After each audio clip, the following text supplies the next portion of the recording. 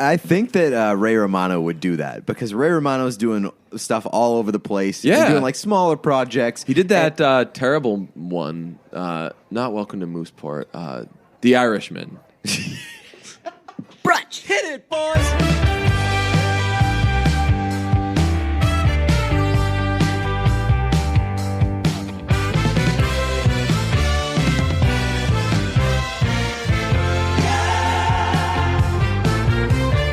Podcast time. Let's talk about Curb Your Enthusiasm, which is back. And I was still excited for it, even though I think we both agree last season of Curb Your Enthusiasm, pretty not good. Mm-hmm. Like, maybe even definitively not good. I hated some of the episodes. Yeah, same. It really did surprise me how excited I was for the premiere, though. I think that it might be getting bad now. Same. Yeah, I didn't really care. I was very happy that I was going to have Curb Your Enthusiasm to look forward to, and I don't know how much of it is like just me looking forward to something on like a Sunday night. Yeah, because that is like for me that's the best TV show night. Because I love to just end the weekend by being like, all right, I got this show tonight. It's going to be the last thing I do on the weekend before the week. Like, it's so nice to have something to look forward to on Sunday nights. What else is on Sunday nights right now? Nothing?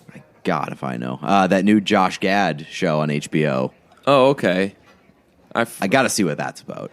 What is that again? It's some sort of space show. Josh Gad is in it. Have you seen have you watched the hospital or like the cop doctors thing? No. There's a thing on Netflix. It stars some funny people, but it's a show, and it was like recommended for me, and it was like they're doctors, they're cops, they're like they've got like a pretty busy day or something like that. God. And I watched the trailer, and it looks hilarious. It looks. Let me see. Netflix. I got a strong Netflix recommendation for you, real quick. The Ugly... Medical Police is what it's called. God.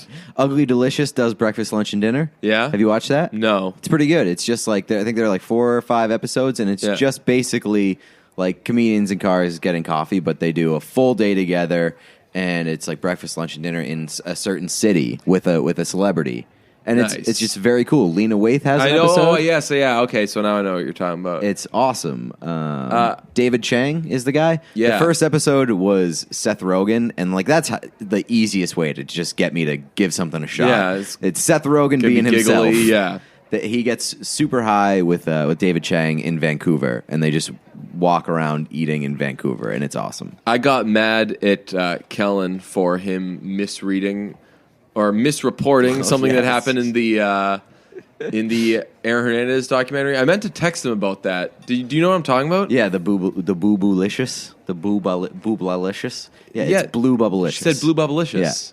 Yeah. But people were responding to it, and they were like, "Oh man, that's so embarrassing for her." And I'm like, "Yeah, she but didn't say that." To be fair, yeah. when I watched it out of context, like just through Kellen's Twitter feed, like I was listening for that. Because he set it up as right. He set it up, and then he shared the video clip, and that's what I heard. So you're listening for that. And then I watched it on the documentary. I was like, that's not even close. They've been throwing around blue bubblicious for minutes before this actually happened. And it also has the captions on the screen. That's true. It says blue bubblicious. So I don't know. I don't understand how Kellen missed that. I don't understand how you could watch the documentary and see the setup and then hear boob blalicious. Yeah, I'm like, you put this person on blast, they're gonna could have ruined that person's life with.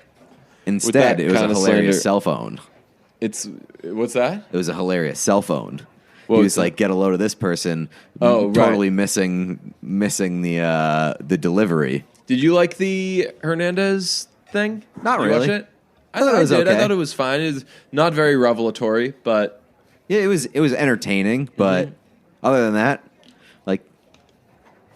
nothing really.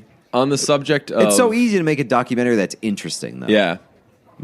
This was, given what Aaron Hernandez's story is, not very difficult to make an interesting documentary on it. A lot of subject matter there. On the subject of Netflix stuff, a lot of websites will do the here are the top 10 things you can watch on Hulu right now. And like those are useful articles, but it also makes me think like, man, we're such a stupid world that like you this can't even just go into Hulu and look right. around. Just like you can't just like peek around, find that. I think the last thing I watched on Hulu was that movie Knock Knock with Keanu Reeves. Oh Jesus! And Christ. Ana de Armas. The Eli Roth. The Eli Roth film. It's real. Eli Roth's weird wife. Real peach of a film. That one. We should just start making those that are incorrect, but like clearly incorrect. Okay. Like here are the best things on Amazon Prime right now. The Irishman, like movies Just that are movies still in theaters, like Bad Boys, either 3. Netflix exclusive things, right? Like the Taylor Swift documentary that hasn't come out on Netflix until next week. That's a great idea. That'd be such an easy like we just make one graphic and then just like swap in stuff all the time. Maybe like make up movies every now and then. Yeah, I'm 100% down with that. That's such a good idea. But we gotta, Breaking Bad, Fly. I think we got to do it in like graphic form, so people don't have to click like a link or something. No. Yeah, it would be a graphic, a tweet, things. And you just swap in the names. Don't hate that idea at all. That's Best a real things winner. on Hulu right now, but did people? I don't know. I got some nobody questions would about even Hulu. click that because nobody has Hulu. Whenever I think about Hulu, I just think of how I paid for the commercial-free one so I could watch Happy Endings because everyone said Happy Endings was so good. You got bamboozled. I just don't get that one. Speaking of things I just don't get, I think I'm starting to come around on Billie Eilish. I saw you tweeted like, "Hey, everybody, check out my new favorite album." Yeah, and it was I clicked a link and I was like, "What the fuck, Billie Eilish?" It was just all remixes of Ocean Eyes. Oh my god! Someone sent me an awesome remix of it because we were talking about that song, and then I just like kept it on. I didn't press stop, so it then played the next remix of Ocean Eyes. And I was like, I can just sit around listening to Ocean Eyes remixes all day. I'll tell you, there's not a lot in music that makes me more excited than when somebody makes a good remix. And I don't know why. Yeah. But like, I find it to be so impressive. Because you take this thing that everybody loves and like they already have the pre-existing notion of this song.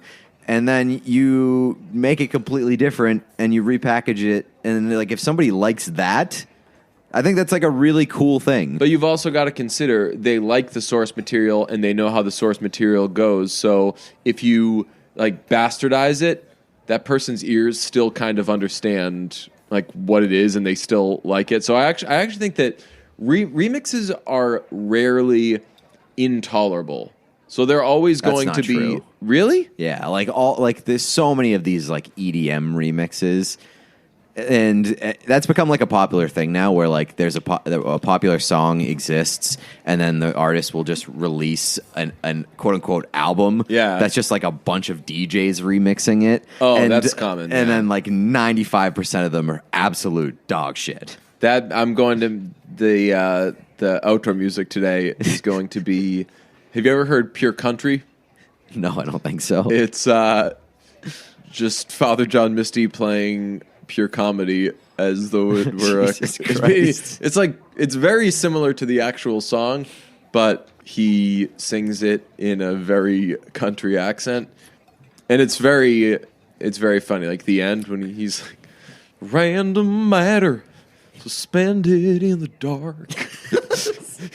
He really like does the over enunciated R's. I did that are so prevalent in country. About a month ago, I came across there's a Lady Gaga version of "Born This Way" that's like the Country Roads remix. Ooh, and it's the same song, but it's just like using country instruments. She basically made like a dive bar version of "Born This Way." That's pretty cool. Someone started to did you see the meme that was going around where everybody was ranking their like top 10 Lady Gaga songs? No. This has become a thing on Twitter. People will say something. They'll say like, "My favorite food is pizza," and then somebody will quote tweet that with like, "My favorite food is lasagna. Then somebody will quote tweet that saying, my favorite food is like, I don't know, mince. And it's the most difficult thing to follow in the world. You're like, you click through like 9. It's like an old school Bleacher Report slideshow. Yeah, I'm like, who did a click here to find out the next thing. Did a mouse repair shop plant this tweet to get you to just break the shit out of your mouse? The big computer mouse, just trying to ruin our computers. Before we get to Curb Your Enthusiasm, an interesting take from our friend Paul Williams on the terrific Advanced Analytics podcast. He was reviewing Cats, and he said, it sounds like he saw it recently, and I think that now people go to Cats to make fun of it. Yeah, I mean, I went to Cats to make fun of it. Well, I went to Cats, but how many people were in your theater? A decent amount. And okay. And like people were laughing in the theater, so I think I said this at the time. Similar experience. Yeah, so I didn't. I was an opening weekend, Saturday night.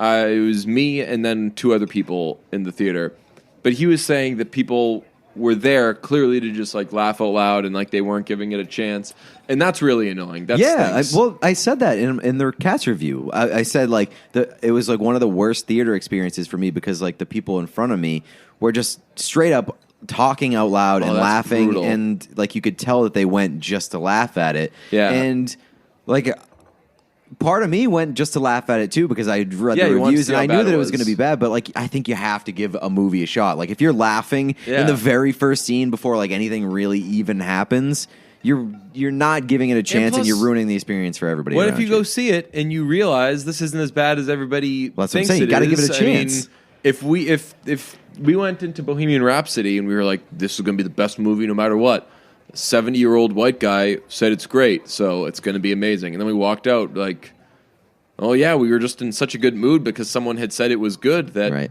we love that movie. But he said, and I agree with this, he said there shouldn't have been really any CGI, and that it should have just been humans behaving like cats. Apparently he's a very pro-cats person. I believe the quote was, if you've got a problem with actors dressing up like cats, grow up. He was like pretty fired up. But I think that actually would have been better if instead of all crazy digital stuff, it was more like the show and you just had like Idris Elba walking around looking like a cat instead of everything.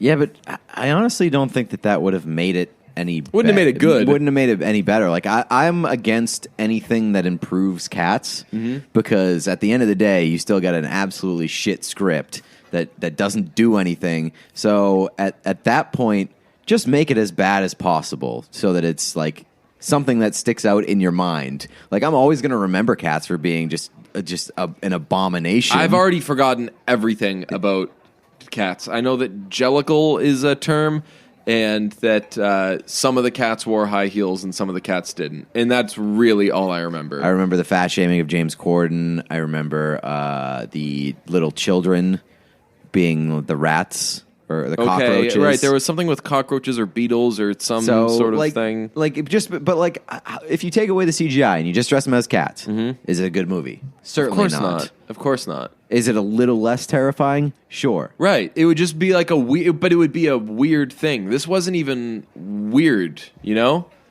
This wasn't even out there. It was just ridiculous. But it wasn't trying to be ridiculous, which that makes me appreciate it. If they had done the CGI to be like, we're going to be like intentionally bad, then you're like, oh, well, this is kind of lame. They sunk a ton of money into that, thinking that it was going to be like really cool. Yeah. And it totally failed. And so because of that, I love the CGI. Don't take it away from me. Confirmed, still not a good movie, Cats. Curb, though, was excellent. It was tremendous. That was an all-timer episode. Really out of the gate. I love Mocha Joe being in the mix. Yeah. I like that they're setting it up to be maybe a season-long rivalry. Really, I don't know how often this happens in Curb, where they set up a season. This season has already been well set up. I guess last year because he was. I guess the seasons when he's doing a play, of which there are multiple. That there's like more of an arc there, but and Seinfeld. Right, yeah. So this is being set up as he's going to have a Mocha Joe rivalry. He's going to have Cheryl back in the mix. There's going to be some sort of fallout with Ted Danson. But he's getting canceled. He's getting canceled. One of my favorite things, though, that I hope comes up throughout, and if Arrested Development would do this, I don't know if Curb Your Enthusiasm would. Whenever he's walking around with Jeff, somebody needs to walk by and call Jeff an asshole. Like that joke can't die. Yeah, and because realistically it wouldn't. If people think on the first episode that he looks like Harvey Weinstein, then a week later, 2 weeks later, 3 weeks later, they're going to think he looks like Harvey Weinstein. And there were so many jokes that were awesome in this episode, and the Harvey Weinstein one was so easy because Jeff does sort of look like Harvey Weinstein, and I was like, you had to know that was coming. I knew that it was coming. No, you didn't. Did you really? I mean, yeah. I mean, once you like kind of like trademarked it, and like I saw Jeff, and he had like the scruff. Right, we had the gray scruff. Like, he's probably going to get compared to Harvey Weinstein, and then it came. Oh, okay. And I was like, that was still so fucking funny. It was such an easy joke, and it was still done so well. And yeah, I think that it has to be a running joke. The fact that they did it twice in the first episode makes me think that they're probably going to go in on that. Shout out the girl from Love. I forget her name, her character on the show. She plays an actress on on Wichita. She was like a Canadian Idol person. She sleeps with Gus. I don't remember. No? You don't remember her? I remember the person from Love, but I don't remember her. Who's she in Curb Your Enthusiasm? The caterer. Oh, she was? Okay. Yeah. Okay. She didn't like have a distinctive look for me. That was funny. I'm surprised that you remember that. That they're just standing there talking about pigs in a blanket, and they're like obsessing over it, and then all that comes of it. I'm very, very encouraged by it, though. I thought that last season, I really thought that it was starting to lose its way. And there were just a lot of jokes that I was like, how did a room full of funny people think this was funny? Yeah. Was there anything that in the first episode that you were like, or like, I mean, cringed?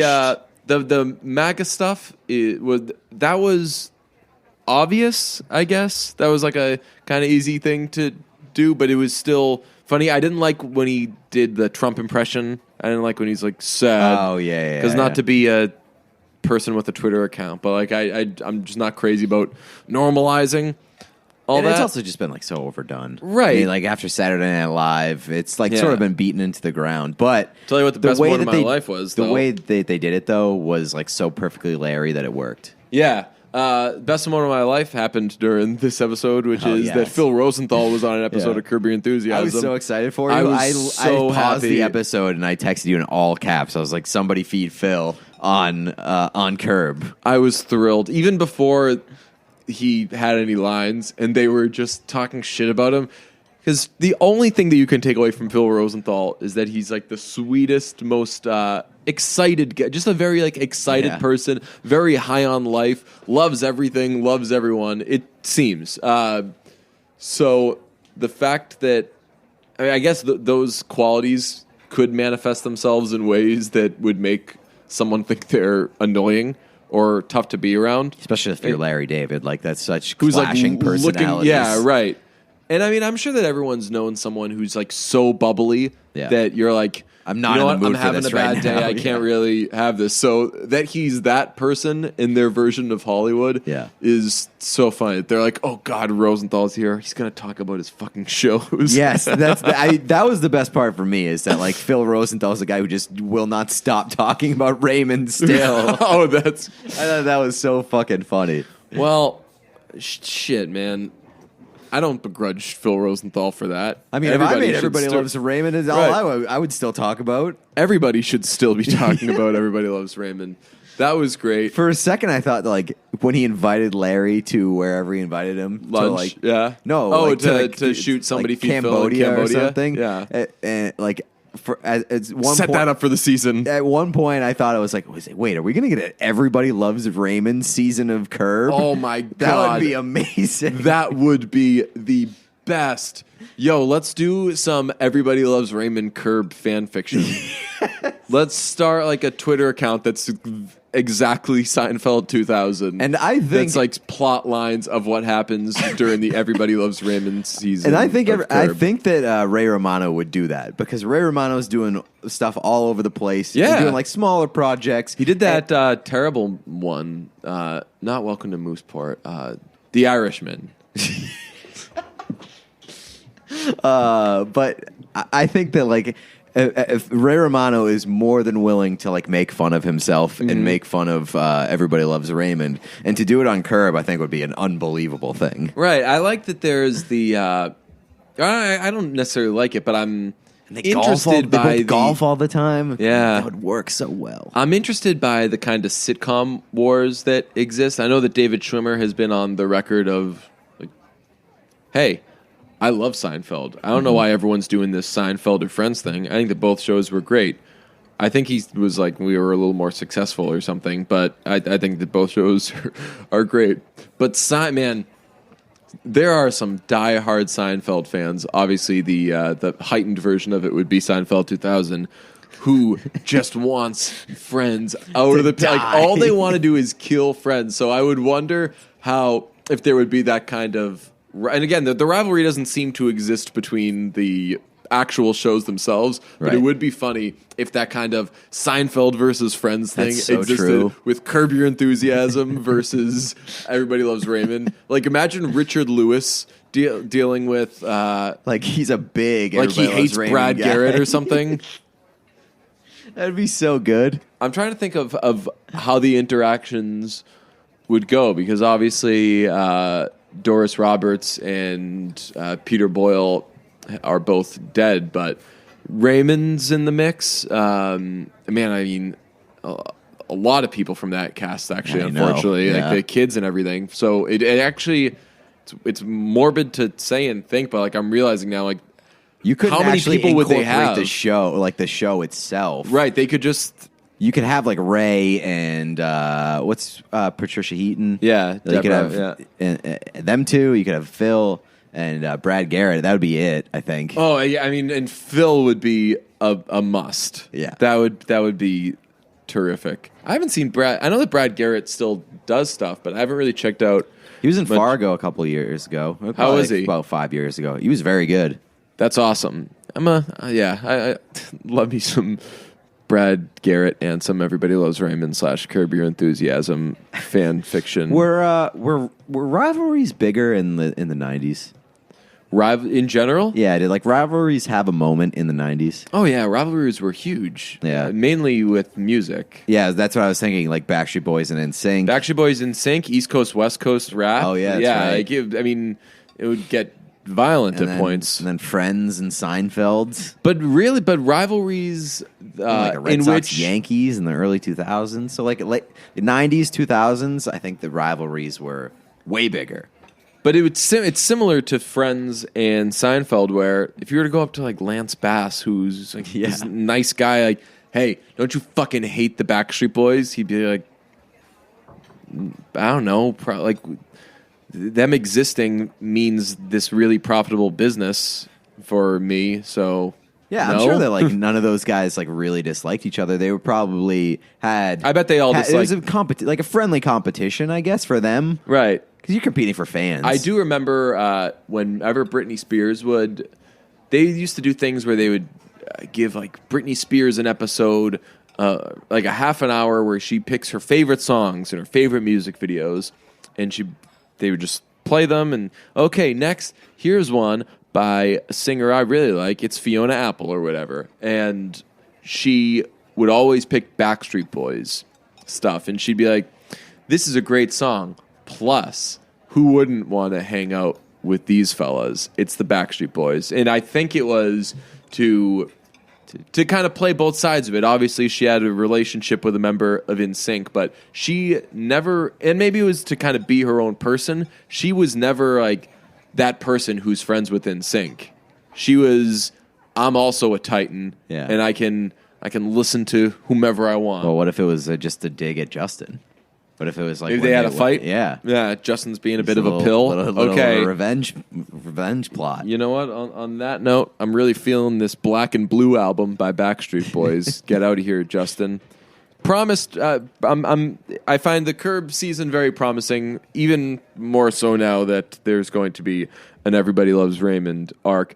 I asked you if you had seen this movie because when I went to turn on Curb and to check what channel HBO was, because I don't know how to use anything, I saw, so Curb was on at 10:30, and at like 9:55, I checked what channel HBO was, and the channel before that was Cinemax, and a movie called The Ruins was showing, and that movie came out in 2008. It came out when I was in college, and for some reason, it was on the TVs at college constantly. So everyone in like my graduating class, everyone I knew in college, for some reason had seen this terrible movie, The Ruins, bajillion times. So if you'll buckle in, let me tell you a little bit about The Ruins. It is very funny how like the movie machine works because like after a movie comes out, it can either just like die and like rest on its laurels,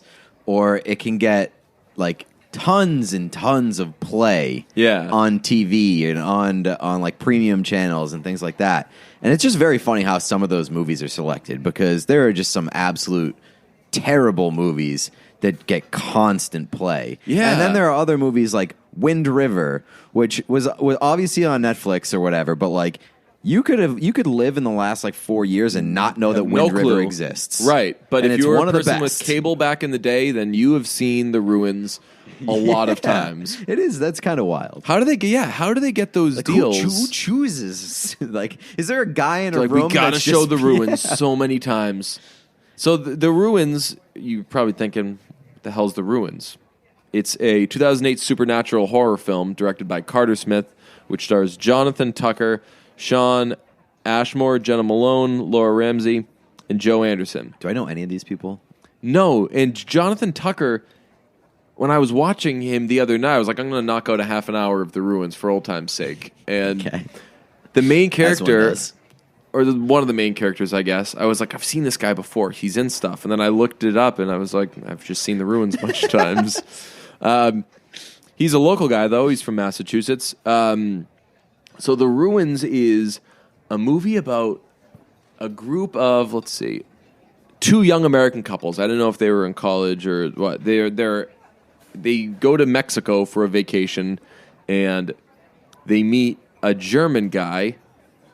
I'm going to do the classic explain the movie thing with a little assistance from Wikipedia. So I'm going to be glancing at it. This is a new method for doing this. Please let me know when anything's hyperlinked. What's that? Yes. They meet. Oh, I apologize. Jonathan Tucker was hyperlinked. Okay. So was Jenna Malone, Sean Ashmore, and Laura Ramsey.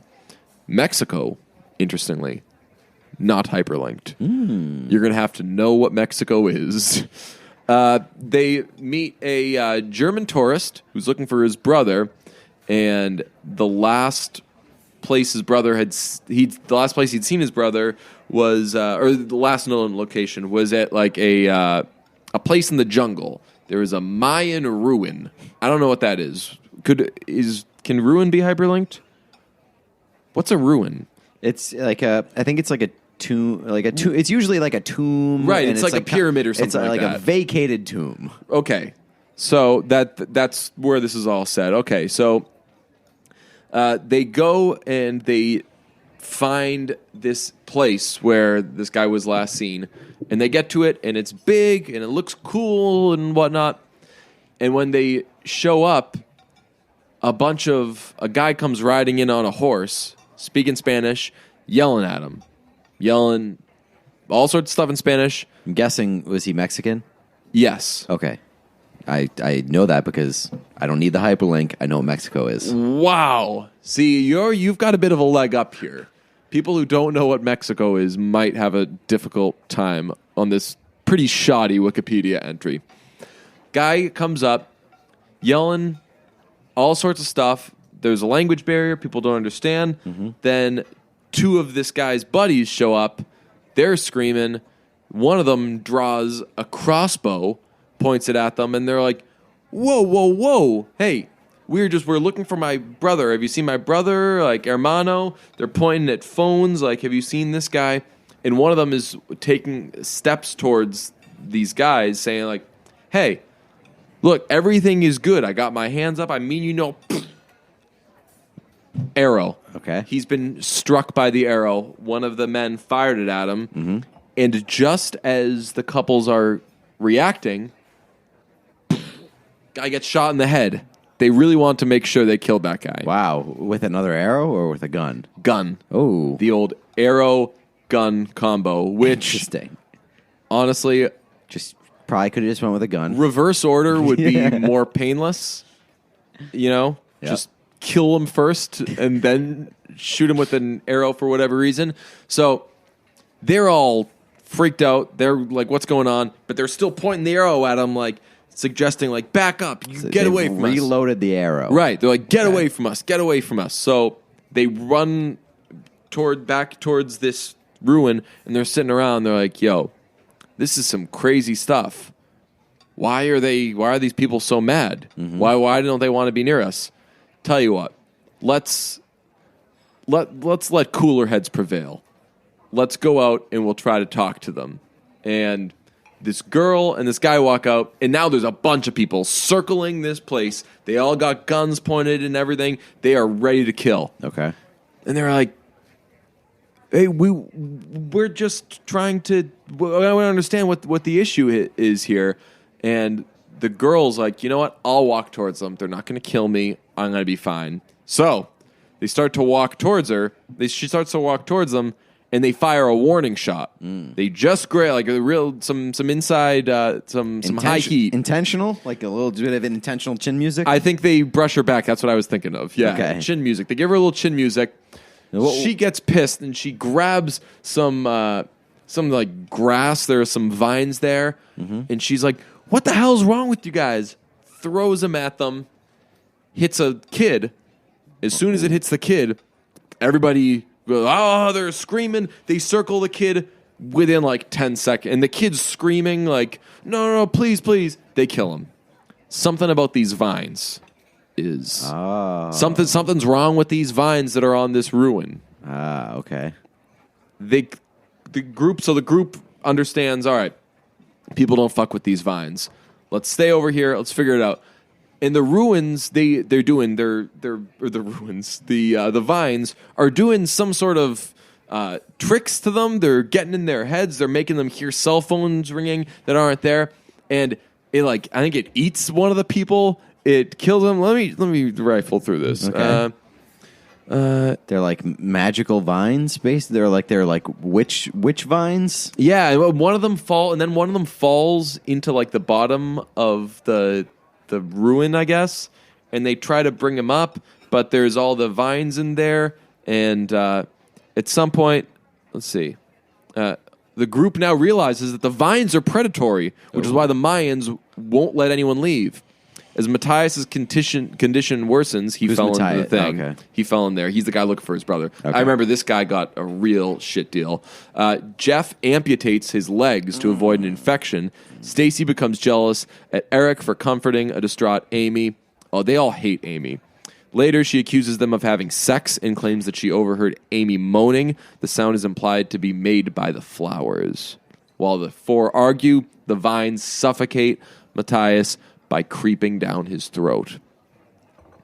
In the morning, Eric brings Amy and Jeff into the tents, blah, blah, to show them what's on her back. She turns around and exposes her back, and the group can see vines underneath her skin. Shit. Eric pours alcohol over her leg to sterilize it, and then cuts it to remove the vine. He then proceeds to remove the 3-foot-long vine from her spine. That's a bar.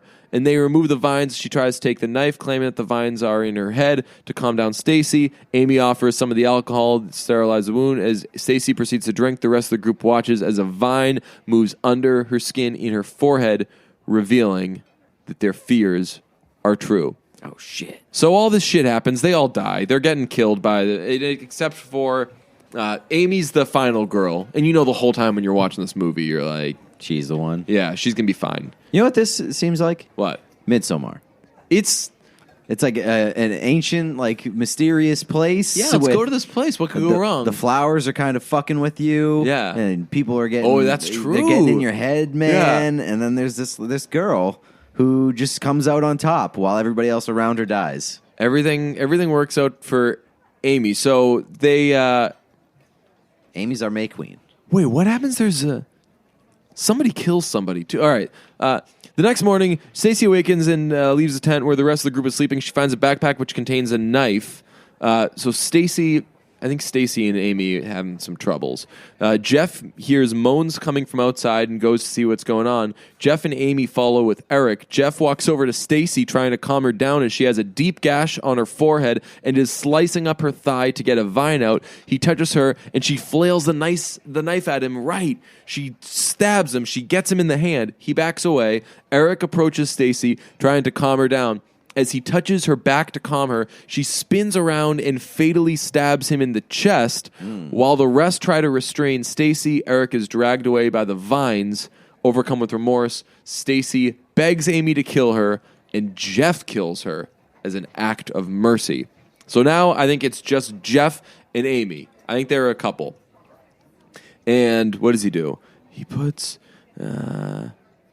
he provokes and berates the Mayans... to draw. Oh, this was so lame. Yeah, they just basically did some like Red Rover shit. Really? He just distracted them. He was like, over here.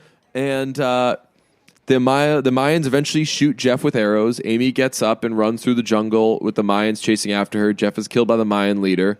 In parentheses, Jesse Ramirez. He gets a shout out, not hyperlinked. Okay. With a gunshot to the head, after escaping from the Mayans, Amy reaches the Jeep and manages to drive away. After Amy's escape, Dimitri's two Greek friends are seen walking through the woods and come to the temple looking for him. It's the classic, and now it's going to start for the next people. Shout out, what's the movie? Shout out Truth or Dare, 2018. Okay, yeah, they were the first to do it. Well, yeah. It was a real... They were the first movie to ever really set up a sequel. To set up a... But it's like a vague sequel. Right. And there's not going to be a sequel. We may do this, but we don't have to. But we're just letting you know it's not over. If we wanted... Right, exactly. That's a way of putting it. If we wanted, we could make this exact same movie again. Really what it's telling you to do is like, yeah, you like that? Yeah. Now play it all over again with these people. Run it back. I had a conversation about Midsommar recently where some of my friends finally started seeing Midsommar. They were like, okay, got to see what all this is about. Know that there are some big fans of this movie. And one of them who loves Hereditary and was trying to pressure me into seeing Hereditary. You don't need to. I don't think I want to do that. I'm just too scared. He said he liked Midsommar, but he was like, it was essentially just a slasher. And I agreed with that point. It's a slasher without slashing, where like it's a slasher. People are in a weird situation, and one by one, people are dropping off. And hey, what's happening to them? Ultimately, you're asking yourself, what's going on here? Yeah. So it's some more layers to it, but like at its root, yeah, pretty much. Like you're in a creepy place and.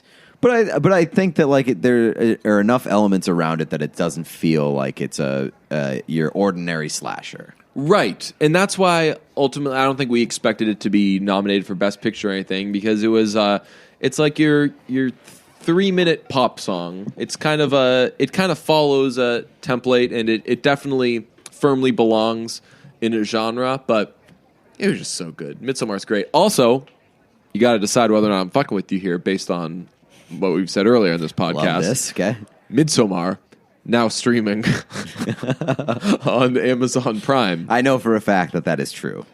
Is it because I texted you today? No. Oh, shit, Midsommar streaming on Amazon Prime. I've been going through Prime. Like, The Lighthouse is on Prime now. Oh, right, yeah. You told me a bunch of A24 stuff. There's a lot of A24 stuff on Amazon now.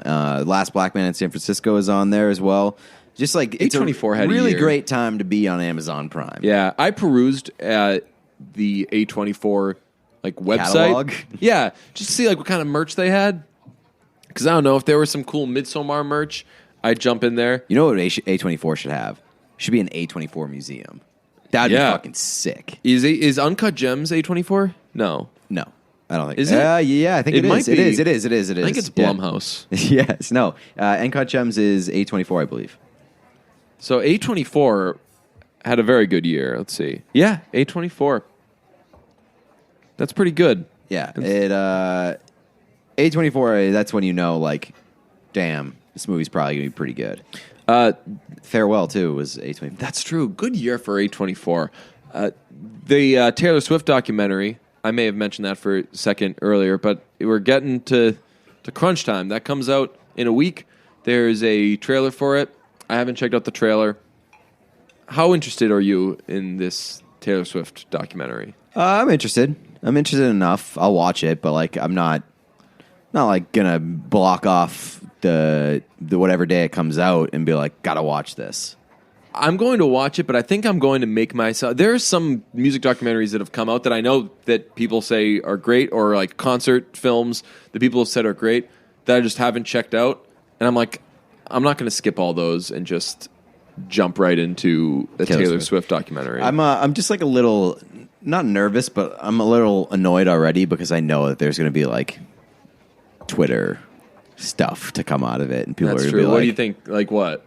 Like, I don't know. I can't guess, but like, there's going to be certain scenes or certain like something that Taylor says. It's going to be clipped. It's going to go on Twitter. People are going to drag her. Like, it's we've been up and down on Taylor over the past year, but like, people find reasons to hate Taylor Swift. That's the thing. Like, I can't tell. Like, is Taylor? And I'm not answering this question, but Taylor Swift, in many respects, is like a face of white privilege, and she's also got that song, "The Man," and I think that some people probably gravitate towards that. Of if she were a man, she'd be more successful, which I think there's a debate to be had there. Mm-hmm. But I mean, like, what is like? Do people view her as like a sympathetic figure, or do they view her as like she's kind of been handed everything? And if you feel either one of those, you're probably going to be loud about it. Mm-hmm. You know, it'd be a good time for this documentary to come out? Like 10 years. 8 years. 8 years. 8.